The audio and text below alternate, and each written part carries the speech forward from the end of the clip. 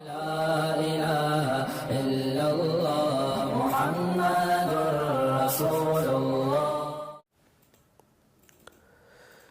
رشتے کے لیے استخارہ ضروری ہے۔ اگر کسی بچے یا بچی کا رشتہ کرنا چاہ رہے ہوں تو اس سے پہلے استخارہ کرنا چاہیے یا نہیں؟ اور استخارہ کون کرے گا؟ کیا استخارہ خود کریں گے یا کسی اور سے کروا سکتے ہیں؟ ام عبداللہ کراچی سے۔ دیکھیں، پہلی بات تو یہ کہ بچے یا بچی کا رشتہ کر رہے ہو تو کیا استخارہ کرنا ضروری ہے؟ ضروری تو نہیں ہے، لیکن کرنا چاہیے ضرور استخارہ۔ نبی صلی اللہ علیہ وسلم نے فرمایا ما خاب من استخارہ، جو استخارہ کرتا ہے رسوا نہیں ہوتا۔ لیکن استخارے کا مطلب کیا ہے خوب سمجھ لیں، بار بار یہ بتاتا ہوں پھر بھی لوگوں کی سمجھ میں نہیں آ رہا۔ استخارے کا مطلب یہ ہے کہ آپ کو جب کوئی رشتہ سمجھ میں آ گیا تو حدیث میں آتا ہے کہ جب سمجھ میں آ جائے تو ہاں کرو، خام خواہ میں نہ کرو، بلا وجہ کے نخرے نہ کیا کرو۔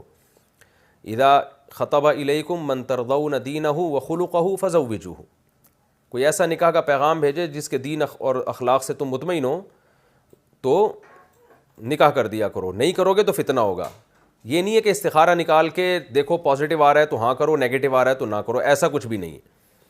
تو وہاں ہاں تو کرنی ہے سمجھ میں آ رہا ہے تو، اور پھر استخارہ بھی کر لیں۔ استخارے کی برکت سے یہ ہوگا کہ اللہ کی مدد شامل حال ہو جائے گی۔ لیکن استخارے میں کیا کرنا ہے؟ 2 رکعت پڑھ کے استخارے کی دعا مانگنے کہ اللہ ہمیں تو سمجھ میں آ رہا ہے، لیکن اس دعا کے الفاظ ہیں کہ اگر تیرے علم میں یہ بہتر نہیں ہے تو یہ ہٹا دے یہاں سے۔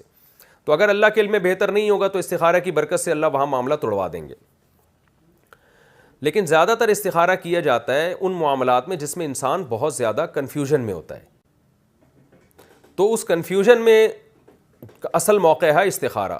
تو اس کنفیوژن میں بھی آپ مشورہ لینے کے بعد ایک رائے قائم کریں، جس طرف ایک رجحان آپ کو خود ہی پیدا کرنا پڑے گا، لیکن ساتھ ساتھ آپ استخارہ بھی کر لیں کہ اللہ تیرے علم میں یہ اگر میرے لیے بہتر ہے تو مجھے یہاں پھیر دے، بہتر نہیں ہے تو میرا دماغ یہاں سے ہٹا دے۔ تو اس سے یہ ہوگا انشاءاللہ کہ آپ نے گراؤنڈ ریئلٹی کو سامنے رکھ کر ایک فیصلہ کیا ہوگا، تو وہاں بھی یہی ہوگا کہ استخارے کی برکت سے اگر آپ کا وہ فیصلہ بالفرض غلط ہے تو کوئی ایسی بات اللہ پیدا کر دے گا کہ آپ وہاں نہیں کریں گے معاملہ، اور اگر وہ کام آپ کے لیے ٹھیک ہوگا تو اللہ کچھ نہ کچھ ایسے معاملات پیدا کر دے گا آپ کی دعا قبول کر کے کہ آپ نہیں بھی چاہ رہے ہوں گے تو وہاں ہو جائے گا۔ کرنا بہرحال وہی ہے جو آپ کی کھوپڑی میں آ رہا ہے، اس میں اشارے وشارے نہ خواب میں ملیں گے آپ کو، نہ جاگتی حالت میں کوئی نیگیٹو پازیٹیو یا کچھ یہ سب چیزوں میں نہیں پڑے آپ، یہ ان کی کوئی حیثیت نہیں ہے۔ اور اگر آپ کو یہ پازیٹیو نیگیٹو نظر بھی آ گیا تو یہ شیطانی خیالات بھی ہو سکتے ہیں۔ اللہ کی طرف سے کوئی استخارے کے بعد سگنل ملنے کی کوئی گارنٹی نہیں ہے، کچھ بھی نہیں ہے۔ کسی اور سے بھی کروا سکتے ہیں تو استخارہ خود کریں، کسی اور سے کروائیں گے تو کیا کرے گا وہ بیچارہ؟ وہ آپ کو کوئی یہ تھوڑی بتائے گا کہ ہاں آیا ہے یا نہ آیا ہے۔ اگر وہ بتا رہا ہے کہ استخارے میں ہاں ہے تو وہ پھینک رہا ہے وہ لمبی، اس کی بات نہ سنیں آپ، ٹھیک ہے نا؟ تو خود ہی کریں، زیادہ بہتر ہے۔ کوئی اور کر لے تو وہ کوئی اور آپ کے لیے یوں دعا کرے گا اللہ اس کے دماغ کو ایک طرف لے جا، جہاں یہ بہتر ہو وہاں مقدر کر دے، وہ بھی تو یہی کرے گا نا، تو آپ کر لیں یہ کام۔ لیکن لوگ یہ دوسرے سے کرواتے ہیں، وہ سمجھتے ہیں کہ وہ زیادہ اچھا نکال کے دے سکتا ہے کچھ اشارہ، تو استخارے میں کچھ بھی نہیں نکلتا، یہ خوب سمجھ لیں۔ استخارے کا طریقہ کیا ہے، استخارہ کیسے کرنا چاہیے، اس کا صحیح طریقہ بھی بتا دیں۔ یہ وہی ہے جو میں نے بھی بتایا ہے، یہ سوال اسی سوال کے ساتھ جوڑ لیں آپ، اسی جواب کے ساتھ۔ 2 رکعت پڑھنی ہے، وہ حدیث میں جو دعا آئی ہے بہشتی زیور میں وہ دعا لکھی ہوئی ہے حدیث کے حوالے کے ساتھ۔ تسہیل بہشتی زیور جامع رشید والے چھاپتے ہیں، وہ کتاب ضرور گھر میں رکھیں، نہیں تو آج کل نیٹ پہ سرچ کر لیں، اس پہ بھی آ جاتی ہے۔ اللہم انی استخیرک بعلمک واستقدرک بقدرتک واسألک من فضلک العظیم فإنک تعلم ولا اعلم وتقدر ولا اقدر انت علام الغیوب اللہم ان کنت تعلم ان هذا الامر خیر لی فی دینی ومعاشی وعاقبۃ امری فاقدرہ لی ویسرہ لی ثم بارک لی فیہ وان کنت تعلم ان هذا الامر شر لی فی دینی ومعاشی وعاقبۃ امری فاصرف عنی واصرفنی عنہ ثم اقدر لی الخیر حیث کان ثم ارضنی بہ۔ یہ الفاظ ہیں استخارے کے، یہ یاد کر لیں، دیکھ کے بھی پڑھ سکتے ہیں۔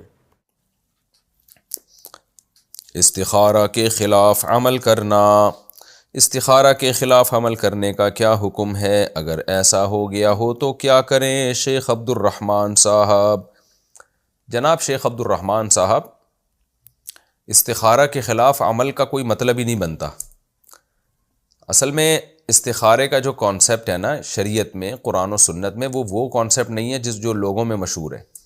لوگ یہ سمجھتے ہیں کہ ہم جب 2 رکعت پڑھیں گے، استخارہ کی دعا مانگیں گے، اس کے بعد ہم سوئیں گے تو ہمیں خواب میں ہدایت ملے گی، تو ہم جب صبح اٹھ کے اس ہدایت کے خلاف گئے تو استخارے کے گویا خلاف چلے گئے. تو ایسا نہیں ہوتا.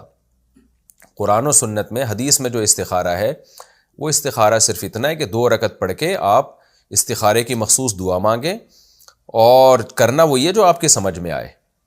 تو استخارے میں آپ کو کوئی گائیڈنس نہیں ملتی، کوئی رہنمائی نہیں ملتی. استخارہ اللہ سے دعا مانگنے کا نام ہے. لیکن یہ دعا اتنی اہم ہے کہ اس کی ورڈنگ بھی نبی نے سکھائی اور بہت تاکید کے ساتھ بتایا کہ ان الفاظ کے ساتھ اس طریقے سے جو دعا کرے گا اللہ اس کو ناکام نہیں کرتے. تو اس لیے دعا مانگنے کے بعد پھر کرنا وہی ہے جو اپنی سمجھ میں آ رہا ہے. تو بس جو بھی کریں گے انشاءاللہ اس میں اللہ تعالیٰ خیر و برکت دے گا. لیکن کرنا وہ ہے جو سمجھ میں آ رہا ہے. مشورہ بھی لیں لوگوں سے، اس کے بعد ایک رائے قائم کریں، تو وہ رائے پر عمل کریں آپ. تو اس میں استخارے کی مخالفت بھی نہیں ہو رہی، حمایت بھی نہیں ہو رہی، کیونکہ استخارہ کوئی بتا تھوڑی رہا ہے آپ کو کہ یہ کرنا ہے کہ نہیں کرنا. لوگ یہ سمجھتے ہیں کہ استخارہ اللہ سے مشورہ ہے، یہ بالکل غلط ہے. تو اللہ سے مشورہ نہیں ہے کہ اس کے خلاف نہیں جا سکتے آپ. تو جو سمجھ میں آ رہا ہے وہ کریں. ہاں سمجھ میں کچھ آ رہا ہے کر اس کے خلاف رہے ہیں تو یہ تو ویسے ہی بے وقوف ہونے کی علامت ہے کہ ایک آدمی کو سمجھ میں یہ آ رہا ہے کہ میں یہ کروں لیکن کر کچھ اور رہا ہے. تو یہ تو استخارہ نہ بھی ہو تو آپ کو نقصان ہوگا، کیونکہ جو چیز سمجھ میں آ رہی ہے مشورہ کرنے کے بعد، لوگوں سے رائے لینے کے بعد ایک بات آپ کی سمجھ میں آ رہی ہے کہ مجھے یہ کام کر لینا چاہیے لیکن پھر بھی نہیں کر رہے، تو استخارہ کیا ہوا ہو یا نہیں کیا ہوا دونوں صورتوں میں غلط ہو جائے گا نا. یہ انسان عقل مند وہی ہوتا ہے جو اس کی جو سمجھ میں آ رہا ہوتا ہے وہ وہی کر رہا ہوتا ہے. 4 رکعت سنت میں 2 رکعت پر سلام پھیر دیا. ایک شخص نے عصر یا عشاء سے پہلے کی 4 رکعت سنت کی نیت باندھ لی، پھر 2 رکعت مکمل کرنے کے بعد نماز کھڑی ہونے لگی تو سلام پھیر لیا، تو کیا اس کو بعد میں باقی بھی پڑھنی ہوگی یا نہیں؟ محمد عمیر لاہور سے. دیکھیں جو عصر یا عشاء سے پہلے کی 4 سنتیں ہیں یہ سنتیں غیر مؤکدہ ہیں، تو ان میں 4 کی نیت کریں 2 کی نیت کریں برابر ہے. اگر آپ نے 4 رکعت کی نیت سے نیت باندھی تو 2 رکعت کے بعد بھی سلام پھیر سکتے ہیں. 2 رکعت کی نیت سے نیت باندھی تو 4 رکعت کے بعد بھی سلام پھیر سکتے ہیں. 2 رکعت کے بعد آپ نے اتحیات پڑھی تو درود شریف دعا پڑھ کے بھی کھڑے ہو سکتے ہیں اور تیسری میں ثنا بھی پڑھ سکتے ہیں، اور یہ بھی کر سکتے ہیں کہ درود شریف دعا کے بغیر کھڑے ہو جائیں اور تیسری میں ثنا بھی نہ پڑھیں. ہر طرح سے جائز ہے. تو اس لیے اگر ظہر یا عصر سے پہلے 4 سنتوں میں جماعت بیچ میں کھڑی ہو جائے تو 2 رکعت کے بعد آپ سلام پھیر دیں تو نماز آپ کی ہو جائے گی. بقیہ 2 رکعتیں لوٹانا ضروری نہیں ہے. لیکن اگر ظہر سے پہلے کی آپ 4 سنتیں پڑھ رہے ہیں تو اگر جماعت کھڑی ہونے کی وجہ سے آپ نے 2 رکعت کے بعد سلام پھیر دیا تو یہ 4 رکعت آپ کو پھر دوبارہ پڑھنی پڑیں گی. تو وجہ اس کی ہے کہ یہ 4 رکعت ہی پوری منعقد ہوتی ہیں، اس میں آپ کو 2 رکعت کے بعد سلام پھیرنے کی اجازت نہیں ہے. تو یہ 4 کی نیت ہے تو 4 سنتیں پوری 4 رکعتیں ہی پڑھنی پڑیں گی آپ کو.